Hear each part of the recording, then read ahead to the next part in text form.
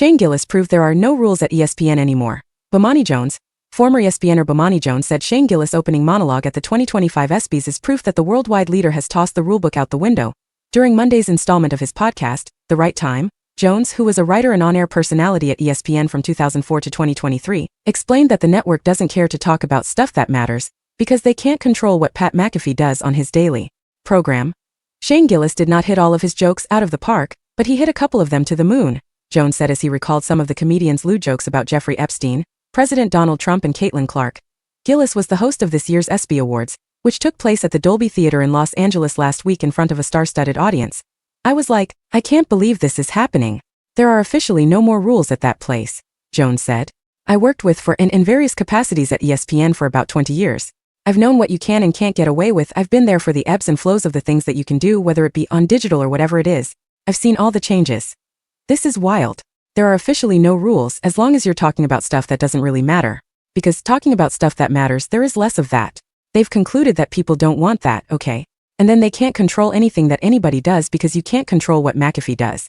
I saw clips of that show and was just like, this is insane. I don't know anything that is going on over there.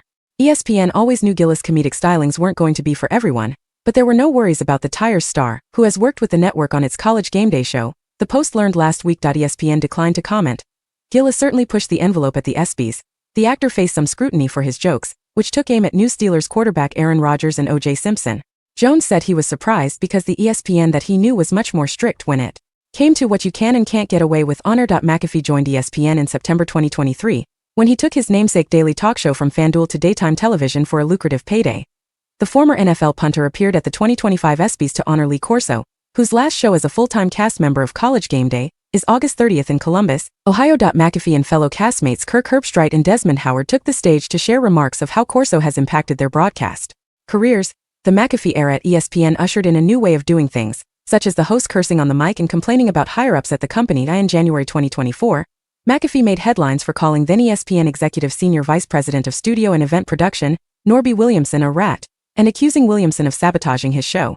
Williamson was out at ESPN that April after nearly 4 decades, as the Post learned that he and Burke Magnus, the president of content, did not share a vision that aligned with ESPN's long-term strategy, and that Magnus made the decision to part ways with the seasoned executive. McAfee is also a regular contributor on the ESPN shows Get Up and College Game Day, among other programs.